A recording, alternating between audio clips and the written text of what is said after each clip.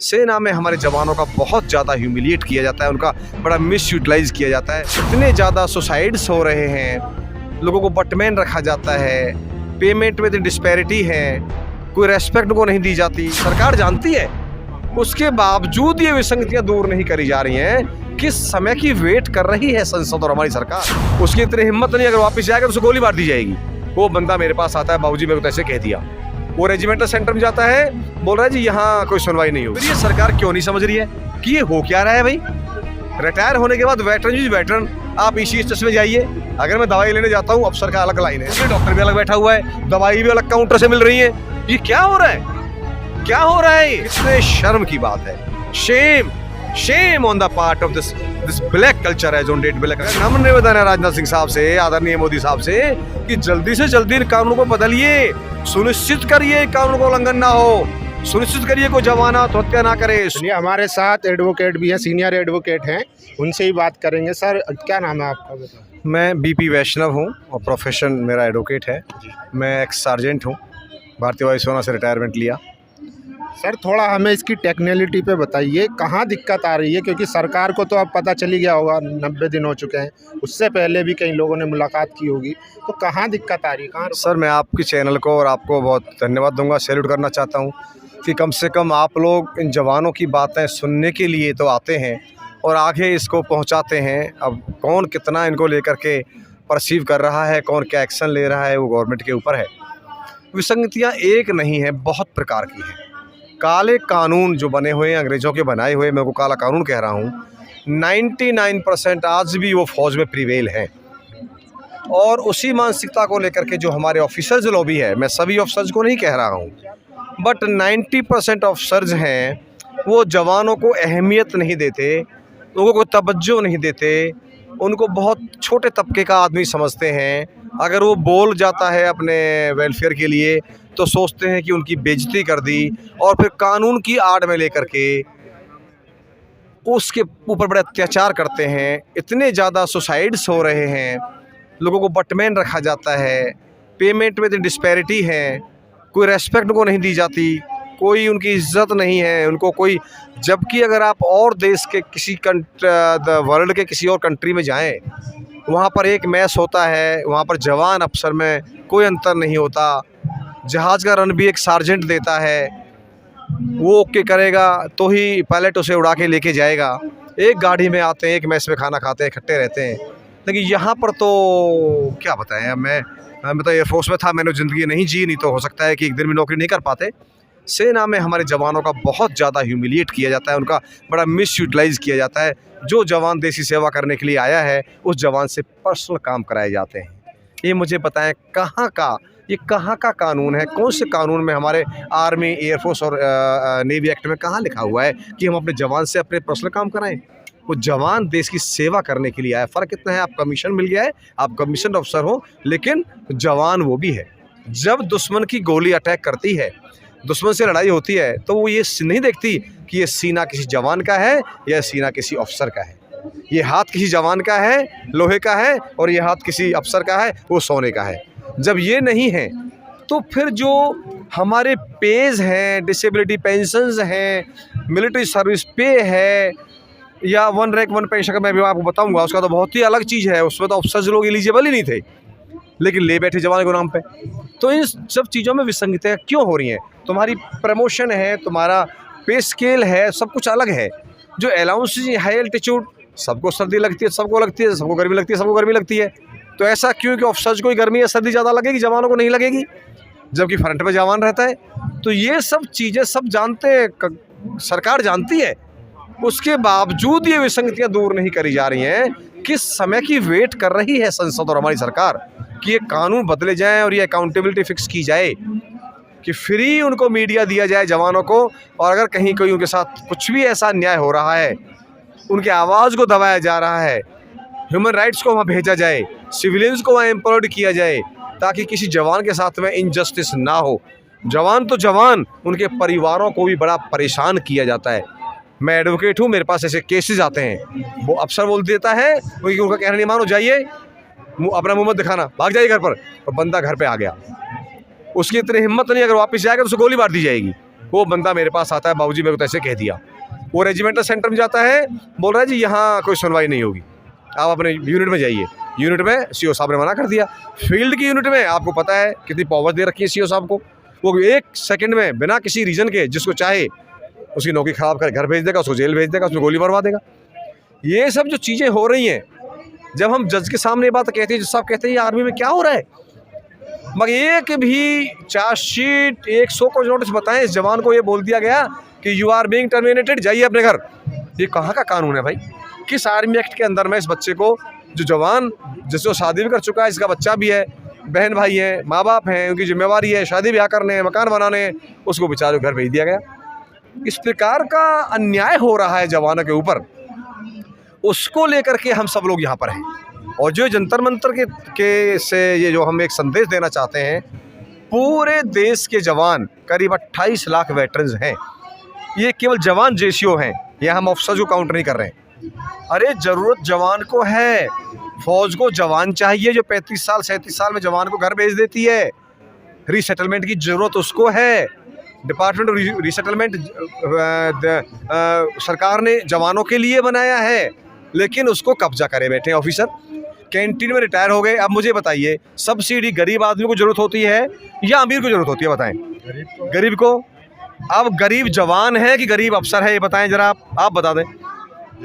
जवान गरीब है, लेकिन जवान पूरी ज़िंदगी में 1 गाड़ी खरीद सकता है, अफसर हर 5 साल में 1 गाड़ी खरीद सकता है। जवान 1400 सीसी से बड़ी कार नहीं खरीद सकता, लेकिन अफसर का आई थिंक 3000 सीसी तक वो जो है गाड़ी खरीद सकता है। ये कानून कौन बना रहा है? नुकसान रेवेन्यू किसको हो रहा है? सरकार को हो रहा है। और कानून कौन बना रहा है? अफसर बना रहे हैं। यानी कि नॉट ओनली सर्विस में रहते हुए, सर्विस के बाद रिटायरमेंट के बावजूद भी अफसर अपनी अफसरगिरी नहीं छोड़ रहा है और जवानों का शोषण कर रहा है और सरकार को चूना लगा रहा है। फिर ये सरकार क्यों नहीं समझ रही है कि ये हो क्या रहा है भाई? रिटायर होने के बाद वेटरन आप ECHS में जाइए। अगर मैं दवाई लेने जाता हूँ, अफसर का अलग लाइन है। अरे भाई, एक सीनियर सिटीजन, एक विधवा, एक विडो 80 साल की खड़ी हुई है, बेचारे को 1 घंटा वेट करना पड़ा लाइन में, क्योंकि जवान इतने स्ट्रेंथ में। और अफसर के लिए एक काउंटर बना दिया गया।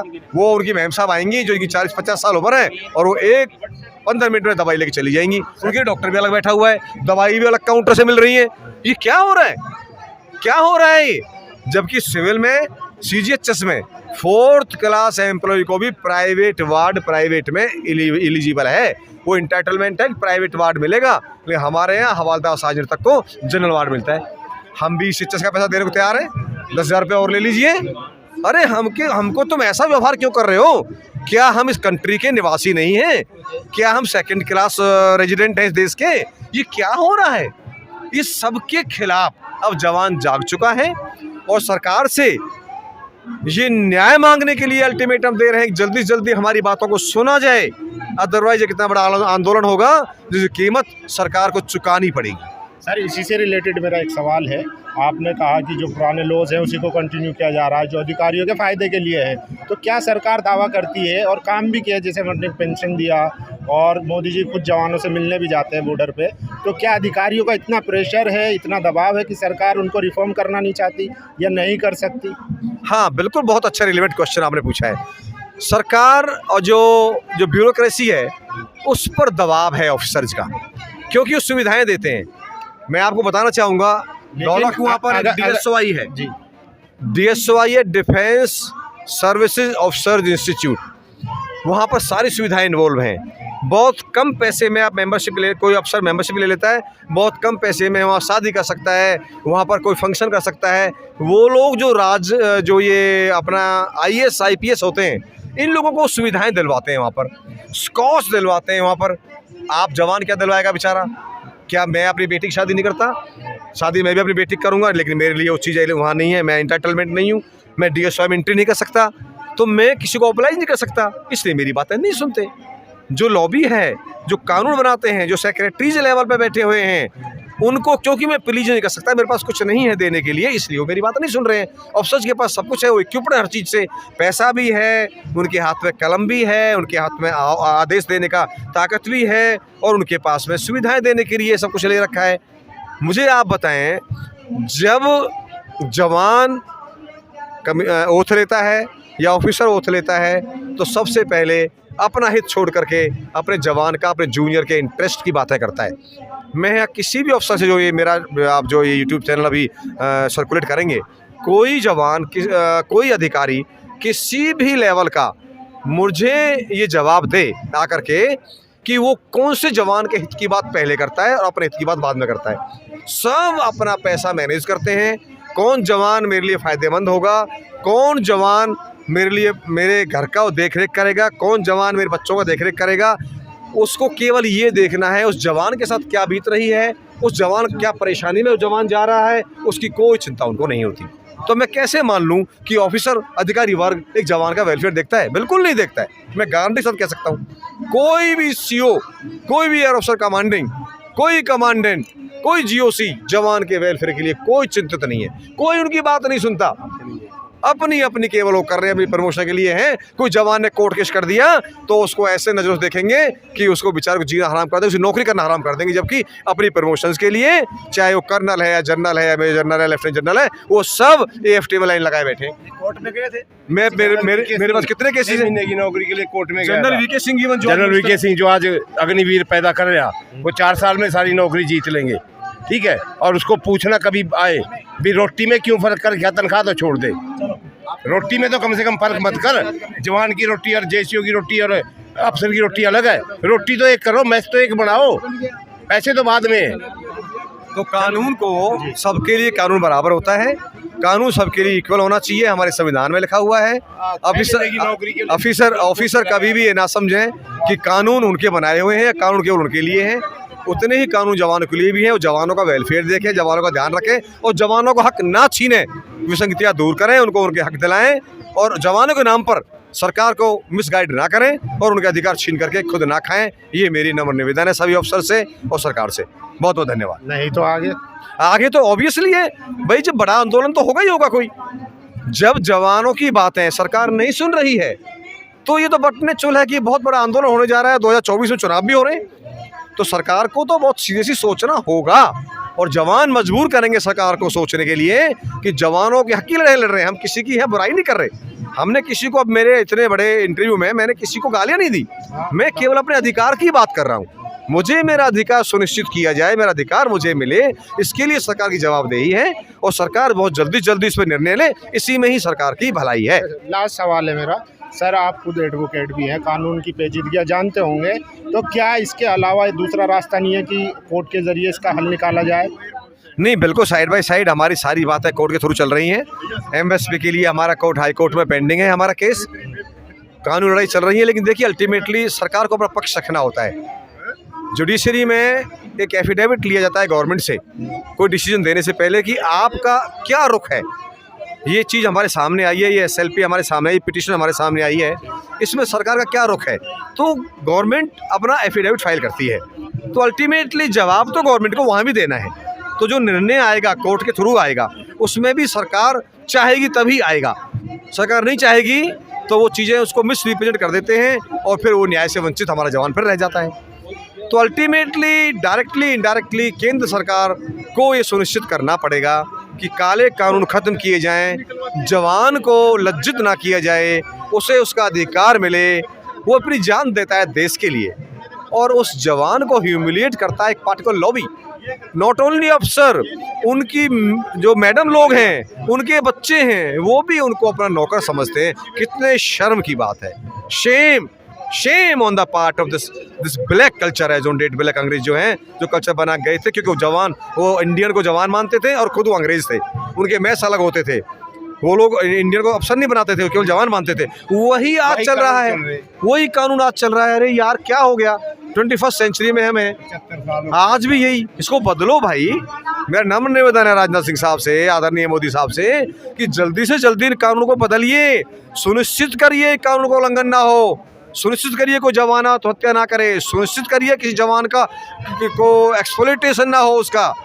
वो जिस काम के लिए आया है फौज में, वो वही काम करे, कोई पर्सनल काम ना करे। ये मेरा नम्र निवेदन है। Thank you sir. तो देखिए, बलिदान त्याग का नाम होता है जवान। और 90 दिनों से यहाँ पर धरना चल रहा है, लगातार मांग कर रहे हैं। अब 30 मई को जो है एक बड़े आंदोलन की कॉल दी जाएगी, जो आपको हम बता देंगे। बाकी आप लोगों की क्या राय, अपनी राय ज़रूर दीजिए। शुक्रिया।